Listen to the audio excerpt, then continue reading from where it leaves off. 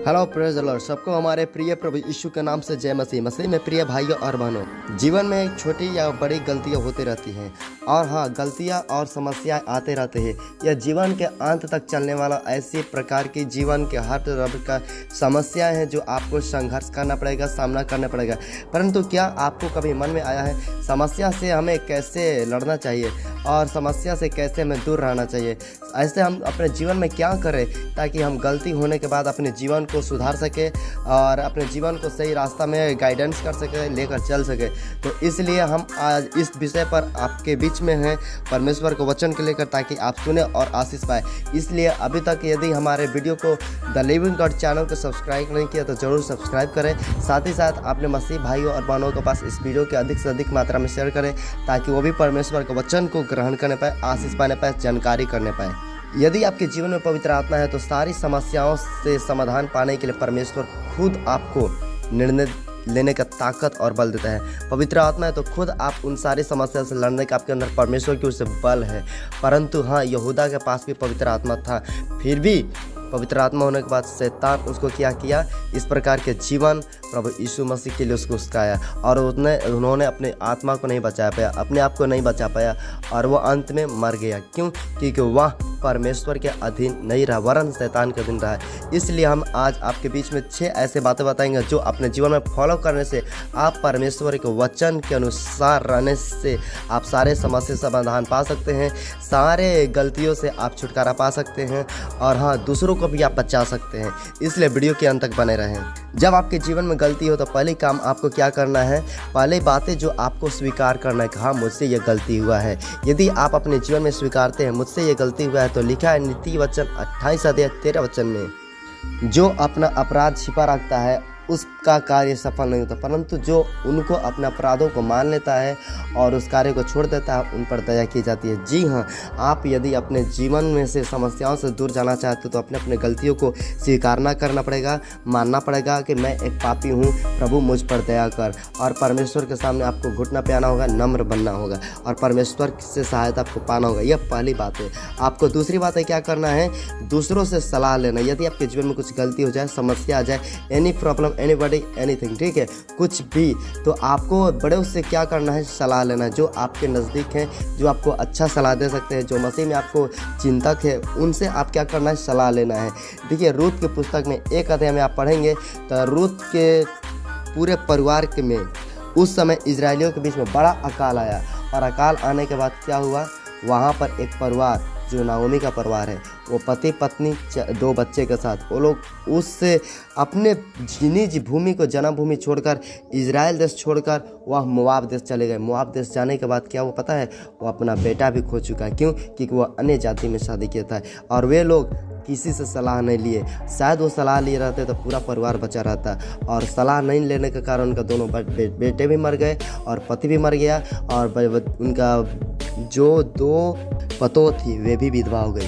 क्यों? क्योंकि उन्होंने सलाह नहीं लेने के कारण इतना बड़ा समस्या संघर्ष करना पड़ेगा, 10 साल से ज़्यादा।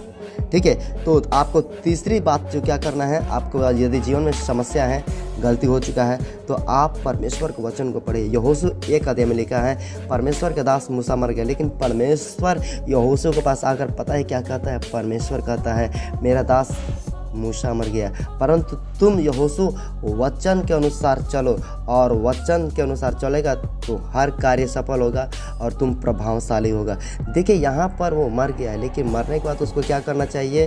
दफनाना चाहिए। लेकिन और मरने के बाद लोग डिप्रेशन में जाते हैं, लोग हताश, निराश, कमज़ोर हो जाते हैं, लेकिन परमेश्वर अपने जन यहोशू को मजबूत कर रहा है। किसके द्वारा? वचन के द्वारा। परमेश्वर यहोशू से कर रहा है, तुम यहोशू वचन पढ़ो, वचन को मनन करो, वचन पर चलने वाला व्यक्ति सफल होता है और दूसरा प्रभावशाली होता है। इसलिए परीक्षा में, दुख तकलीफ में गलती हो गया तो वचन पढ़े, परमेश्वर आपको गाइडेंस करेंगे, परमेश्वर आपको मार्गदर्शन करेंगे, परमेश्वर आपको रास्ता दिखाएंगे।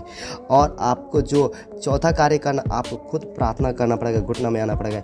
यशायाह 38 अध्याय पढ़िए, वहाँ पर एक राजा है और उसका एक बहुत बड़ा बीमारी हो गया है और उसको परमेश्वर बोला है यशायाह के द्वारा कि तुम्हारी मृत्यु होगी, इसलिए तुम अपने राज्य में अपने परिवार वालों को जो करना है वो जल्दी कर लो, क्योंकि तुम्हारी मृत्यु बहुत जल्दी होने वाली है। यहाँ पर आप पढ़िएगा तो और बताया गया है, परमेश्वर से वो बिलख बिलख कर प्रार्थना किया और प्रार्थना करने के बाद परमेश्वर को 15 साल आयु बढ़ाया।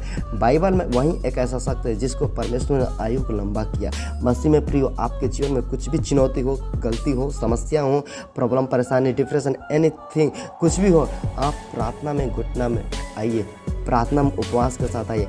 परमेश्वर आपको उम्र बढ़ाएगा, परमेश्वर आपके लिए लाल समुद्र को दोबारा करेगा, परमेश्वर आपके जीवन का हर प्रकार की यरियों के सरपनाह को क्या करेगा, गिराएगा, क्योंकि आपकी ओर स्वर्ग और स्वर्ग का परमेश्वर है। स्वर्ग की सेना आपकी ओर है, आपकी ओर से युद्ध कर रहा है। युद्ध यहोवा का है, केवल आप उसमें परमेश्वर का कार्य देखिए। आपको जो पांचवा कार्य करना है, जब आपके जीवन में गलती होती है, समस्या आती है, आपको कोई डिसीजन नहीं लेना है, आपको चुपचाप आराम रहना है, अकेला में रहना है, शांत रहना है।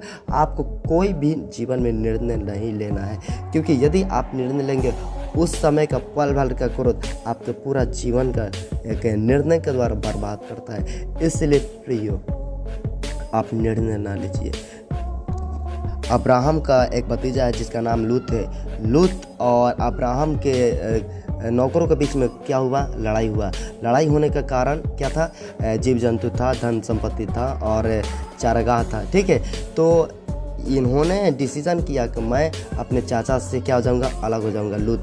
तो वो अलग होने का कारण क्या पता हुआ, उसका पत्नी नमक का खंभा बन गई, उनका 2 बेटी गलत रास्ता पे चली गई, बर्बाद हो गई, और उसका पीढ़ी जो है श्रापित हो गया।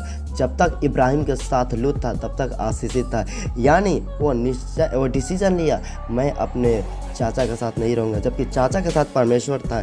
इसलिए हमें बड़ों के साथ रहना है, और सिचुएशन में परिस्थिति गलत हो तो कोई डिसीजन नहीं लेना है। प्रियो, अंतिम बातें जो आपको बताने वाली है सबसे गंभीर बातें हैं। जब आपके जीवन में कुछ भी प्रॉब्लम है तो आप अपना पद नहीं छोड़िए, आप अपना काम नहीं छोड़िए, आप वह अपना स्थान नहीं छोड़िए।